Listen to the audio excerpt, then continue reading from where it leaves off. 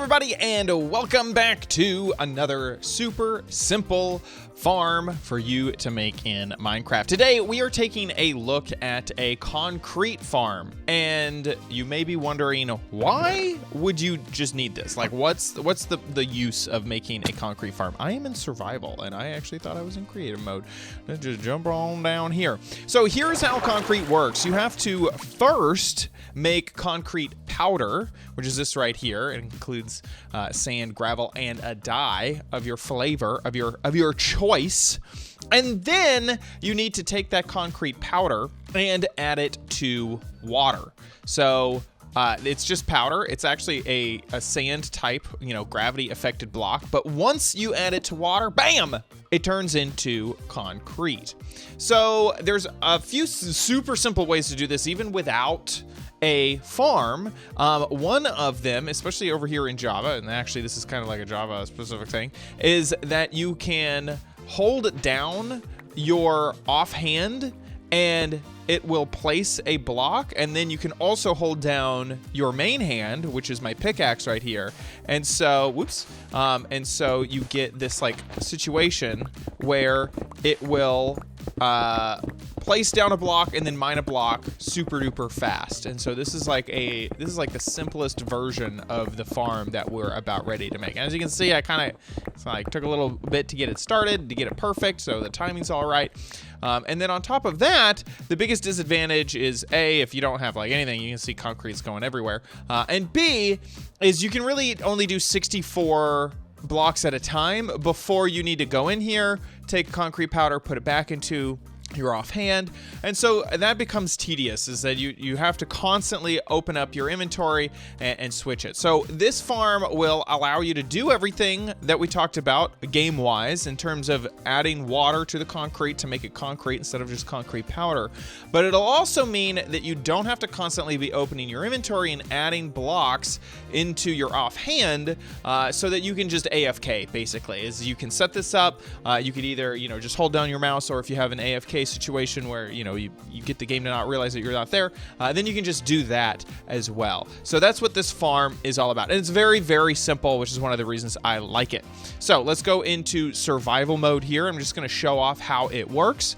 You can see in my inventory I have a little bit of sand and concrete, so we're just going to toss these out here, and I think there we go. Yeah, get it out of there. And I'm starting with a small amount of concrete powder in my offhand. Up here in this dropper, you can see that we have lots of concrete powder. That's where our supply is going to be. I'm going to lock myself inside of here, and we're going to do the same thing that we did down there in the lake, just up here. So I'm going to hold down my offhand, and then I'm going to click with my main hand, and that will allow me to mine and place with my offhand super duper fast. Some things to notice about this farm is if you look at my offhand, it's at 13 and 14, and then it goes to 14 and 15 and 15 to 16. Is that one small bug with this farm is that over time you will get a few more blocks in your inventory than you're actually placing down. So if you AFK for like an hour, you may have a few extra, blocks in your inventory, a few stacks of blocks, than you did when you started. So that's why we started with a small amount of blocks in my offhand, but those won't despawn. So assuming that you just have an empty inventory, let's say you do like a double chest full of concrete powder, there's no way that you're gonna like fill up your inventory as long as you have just a few spaces free, because it takes so little time. Also, every once in a while I'll pick up a block or two, but as you can see from there, I open up, we got tons of concrete inside of this this farm here, and our hopper is all empty. So this is a very, very fast concrete farm, and it allows you to AFK for a very long time. Okie dokie, let's go ahead and make it. So these are the required materials. The iron here is representing any type of building block. It could be anything. It doesn't need to be iron. In fact, I might suggest that you use wood, because with wood, your pick is not the preferred tool when you're mining with wood. So if I switch into survival mode here, you can see that it takes a while, even with a haste 2 beacon and efficiency 5 on my pick.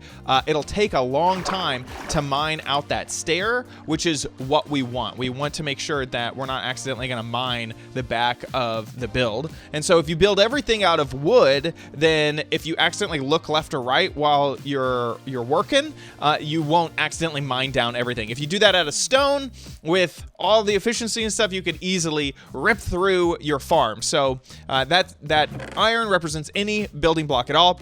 The glass represents temporary blocks that we will destroy as we're making it, and that can also be any block at all. So let's go ahead and start with the build. I'm going to switch into creative mode. We're going to pop down this chest right here. I'm going to throw it away, switch back into survival mode, and then break open the chest. I'm going to have 3 chests here.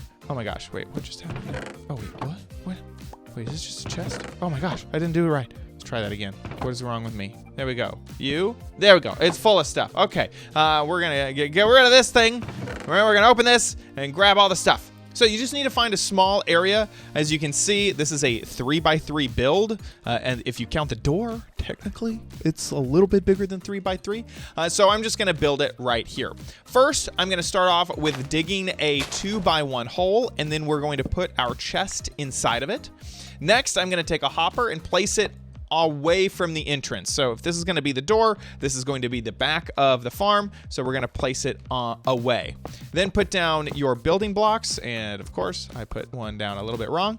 And make it like a U. And then make the sides too tall, but not the back. The back, you're going to put down an oak stair facing with the step towards the entrance. And then you're going to put down an oak sign. Doesn't need to say anything. Now grab your water and waterlog that stair. The water flow will flow over the hopper.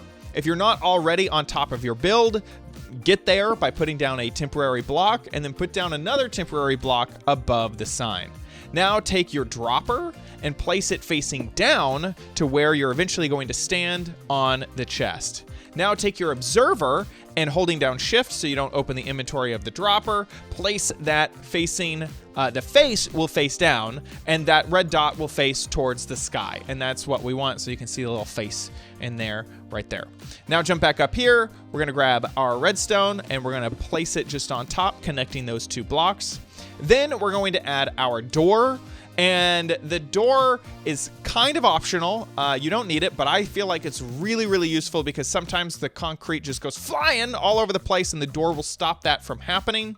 And to place it down, you actually need to be inside of the build. If you place it down on the outside, there's a big old gap, so you don't want that. So go ahead and stand where you'll be when you are mining and place the door down. Then take a lever and place it on the inside of your build, and this will help you get out and also lock you inside when you are ready to go. One thing to pay attention to is that lever, when powered and the door is open, that will actually stop your hopper. When a hopper is powered by redstone, it stops working. So when the door is open, this whole thing will not work. As you can see, I'll just take this dirt and throw it on top of the hopper. It doesn't go anywhere. But the moment that it's going to be a little difficult because I don't want to pick up the dirt, but I also, okay, here we go. We'll just turn on that and then I'll take the dirt and I'll throw it, boop, like that. You can't even see it. The hopper picked it up so fast and it's now in the chest below me. So if you add this door, you need to make sure that it's always closed. Otherwise, the hopper will not work. And that's it. All we need to do now is get some powder concrete and add it to the dropper up here. In fact, we can also get rid of our temporary blocks. So that block can go away, that block can go away, and you're good to go. So hold your pick in your dominant hand, then add a few bits of powder concrete over into your offhand, and then place it down, and then click and hold the offhand, click and hold the normal hand, and the farm will start working.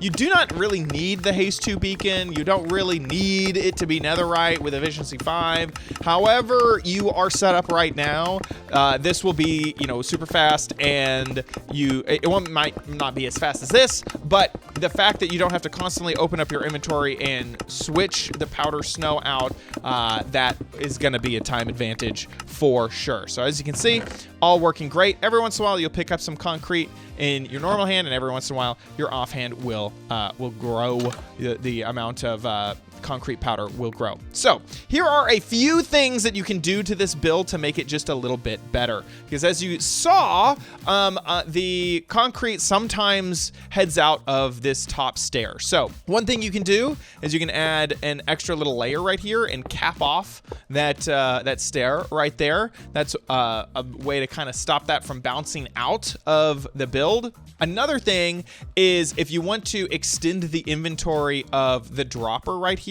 that's very simple as well. Just take a hopper and place it onto the front. It doesn't have any space to do it onto the top, or if you want to, I mean, these blocks, all these blocks are just don't need to be there if you don't want them, so you could place it over to the side, however you want, and then add a chest, and that chest can just go however you want to. So if you put it off to the side, it could look like that. But if you do boo boo boo on the front, you could add it like this as well.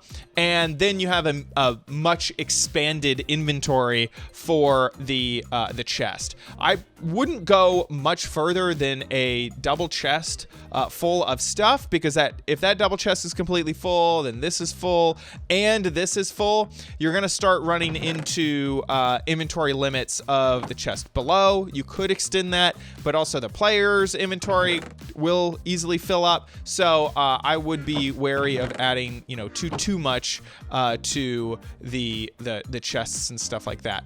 And let's just make sure this is all full, and that's all full too. Okay, looking good. So now this is like really mega ready to go. I mean, you'll have tons and tons and tons of concrete by the end of that. Sadly, this is Java Edition only, because holding an item in your offhand doesn't really work on the Bedrock Edition. It'll work with shields, but that's like it. That's the only thing that you can hold, or maps, shields and maps. It's annoying. I feel like you're halfway there. Come on, just make it any block that you want in your offhand. Let's just make that happen. And that's it. That's the build.